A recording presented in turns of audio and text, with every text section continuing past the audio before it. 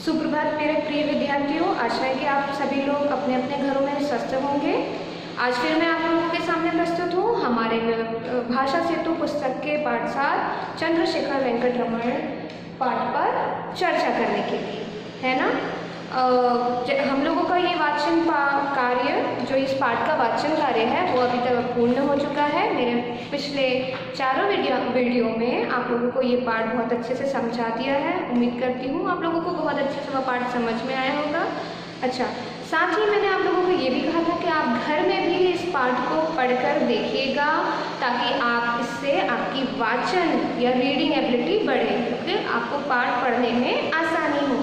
अच्छा, इस पाठ में कई ऐसे कठिन शब्द भी हैं जिनका उच्चारण करने में आप लोगों को कठिनाई होती होगी, है ना बेटा। अगर आप उन पाठ को, उन शब्दों को बार बार पढ़ेंगे, उनको उच्चारित करने की कोशिश करेंगे, तो वो पाठ या वो शब्द आपको पढ़ने में आ जाएगा, ठीक है।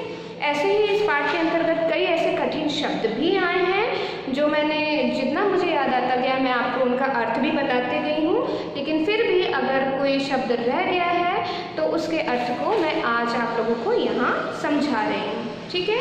तो आप सभी अपनी किताब निकाल लीजिए, और किताब जहाँ पर आपका पाठ का वाचन समाप्त होता है, ठीक उसके नीचे ही है आप लोगों का शब्दार्थ है। शब्द भंडार नाम से हेडिंग दिया होगा। प्लीज़ आप सभी अपनी किताब में वह वाला पेज खोलकर रख लीजिए, ठीक है। तो सबसे पहले हमारे शब्दार्थ में हमारा सबसे पहला शब्द है सम्मानित, ठीक है। क्या है हमारा पहला शब्द? सम्मानित। सम्मानित अर्थात कि जिसका सम्मान किया जाए, ऑनर, जिसका क्या किया जाए? सम्मान किया जाए, ठीक है। दूसरा शब्द हमारा यहाँ पर आता है संपूर्ण। दूसरा शब्द क्या है? संपूर्ण। संपूर्ण अर्थात कि सारा या पूरा, ठीक है। संपूर्ण अर्थात कि सारा या फिर पूरा। कहते हैं ना कि अपना कार्य संपूर्ण करो, अर्थात अपना सारा काम करो, पूरा करो, इस तरीके से। तीसरा शब्द हमारे यहाँ पर आता है प्रतिभाशाली। इसका अर्थ हम लेते हैं बुद्धिमान।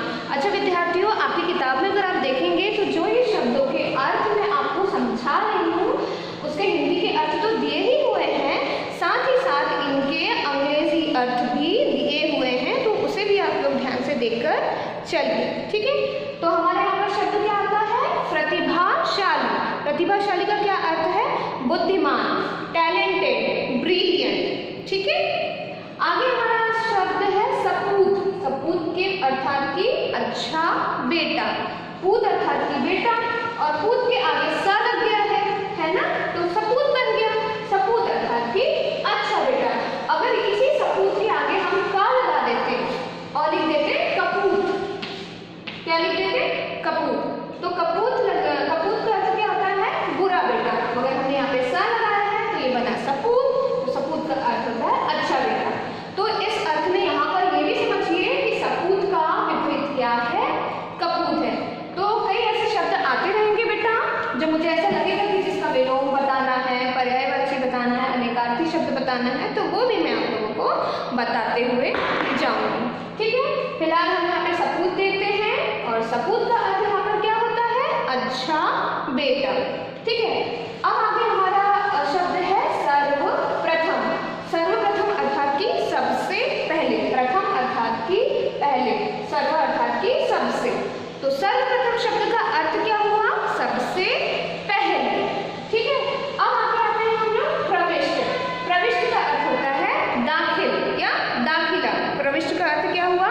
दाखिल अर्थात की एंट्री या एडमिशन। आया था ना हमारा ये वाला शब्द कि चंद्रशेखर वेंकट रमण ने मद्रास के प्रेसिडेंट कॉलेज में प्रविष्ट हुए, अर्थात कि दाखिल हुए, एंट्री हुए, या फिर कह सकते हैं कि एडमिशन लिया, है ना। आगे हमारा आता है अस्वस्थता।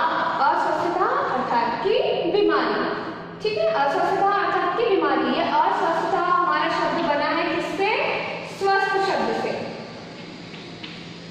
स्वस्थ, स्वस्थ शब्द से बना है।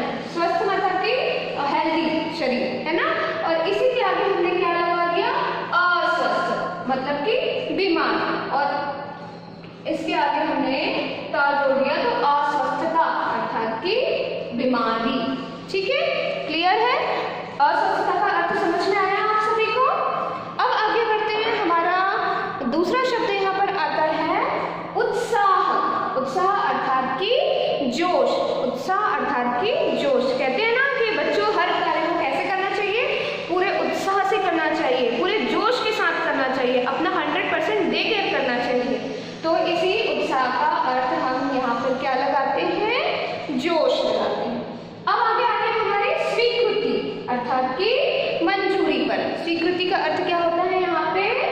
मंजूरी, अर्थात किसी चीज को स्वीकार कर लेना, मतलब कोई भी चीज को मंजूरी दे देना, मान लेना। ठीक है, मंजूरी दे देना अर्थात कि मान लेना। तो स्वीकृति का अर्थ यहाँ पर क्या निकला, क्या हुआ, मंजूरी। ठीक है, अप्रूवल भी कहते हैं जिसे अंग्रेजी में क्या कहते हैं, अप्रूवल। आगे आते हैं हम अपने शब्द में ध्वनि। ध्वनि का अर्थ होता है आवाज। ध्वनि का अर्थ क्या होता है यहाँ पे, आवाज। आवाज अर्थात कि साउंड, है ना। अब आगे का शब्द हमारा उपयुक्त। उपयुक्त अर्थात कि ठीक या सही, कि हाँ ये कार्य आपने कैसा किया, बिल्कुल उपयुक्त कार्य है ये, मतलब बिल्कुल सही कार्य है, बिल्कुल ठीक कार्य है। ठीक है, तो उपयुक्त का अर्थ यहाँ पे क्या है, ठीक और सही। आगे हमारा शब्द आता है प्रतिष्ठा। प्रतिष्ठा का अर्थ होता है सम्मान, इज्जत। प्रतिष्ठा का अर्थ क्या होता है यहाँ पे, सम्मान, इज्जत, फेम, है ना, रिस्पेक्ट किसी की। आगे हम आते हैं हमारे पारदर्शक शब्द पे। ये भी मैं आपको पहले समझा चुकी हूँ। पारदर्शक अर्थात कि जिसके आर पार देखा जा सके। पारदर्शक मतलब पार, पार जाके दर्शक मतलब जिससे पार होकर भी आगे देखा जा सके, इसलिए उसे हम पारदर्शक कहते हैं। और इसका अर्थ क्या हुआ, जिसके आर पार देखा जा सके, है ना। तो क्या होती है ऐसी चीजें, कांच होती हैं, प्लास्टिक होता है, खिड़की में अगर कांच लगा है तो उसके भी हम आर पार देख लेते हैं। कई बार ऐसे पतले कपड़े भी होते हैं जिसमें शायद धुंधला दिखाई देता है, लेकिन फिर भी हमें कुछ हद तक उसके आर पार दिखाई दे जाता है, इसीलिए हम उसे क्या कहते हैं, पारदर्शक। यहाँ पे आपका अंतिम शब्द आता है पुरस्कृत।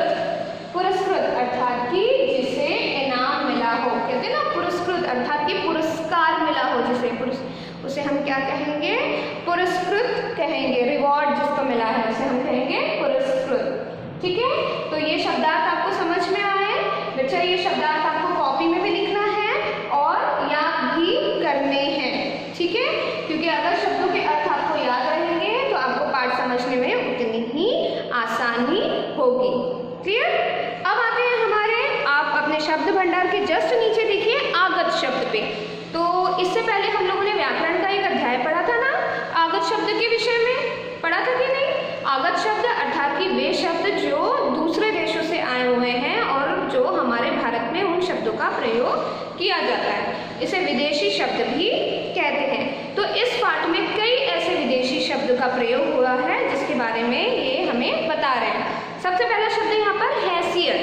हैसियत क्या है, एक अरबी भाषा का शब्द है।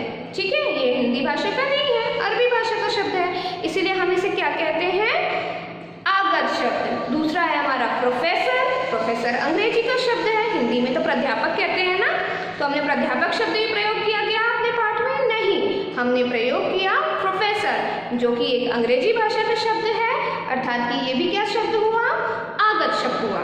अब आते हैं आदमी। आदमी भी कैसा शब्द है, अरबी भाषा का शब्द है। फिर इसके नीचे आइए लंदन। लंदन भी कौन सी भाषा का शब्द है, अंग्रेजी भाषा का शब्द है, इसलिए इसे भी हम क्या कहेंगे, आगत शब्द। उसके बाद आते हैं हम सरकारी। सरकारी कैसा शब्द है, एक फारसी शब्द है। वाद्यो एक संस्कृत शब्द है, हालांकि ये आगत शब्द में तो नहीं आना चाहिए, यहाँ पर दिया गया है, लेकिन वो बता रहे हैं आपको कि वाद्यो संस्कृत शब्द है जो कि हमारे देश की भाषा के अंतर्गत आता है। विलायत आया आपका अरबी शब्द, और गुजरती अर्थात कि फारसी और हिंदी ये दोनों भाषा का शब्द है। ठीक है, इतना समझ में आया आपको। अब आगे के पेज में आप लोग यहाँ पे लिखे वर्तनी वैभरणी बताया गया है। क्या बताया गया है, वर्तनी वैभरणी। वर्तनी वैभरणी, इसका क्या अर्थ होता है, डिफरेंस इन स्पेलिंग। क्या होता है, डिफरेंस इन स्पेलिंग। तो बच्चों यहाँ पर कुछ ऐसे शब्द दिए गए हैं जिनके दो रूप यहाँ पर बताए गए हैं, एक होता है मानक वर्तनी और एक है प्रचलित वर्तनी। मानक वर्तनी अर्थात कि आज मतलब मानव जो द्वारा जो अभी प्रयोग में की जा रही है। प्रचलित वर्तनी अर्थात कि ये वो वर्तनी जो पुराने समय से इस तरह से बोली या लिखी जा रही है। जैसे यहाँ पे पहला शब्द क्या लिखा हुआ है, यहाँ पे हमें द्वारा लिखा हुआ है, द्वारा। तो आज आप देखिएगा जब भी हम द्वारा शब्द बोलते हैं तो हम किस तरह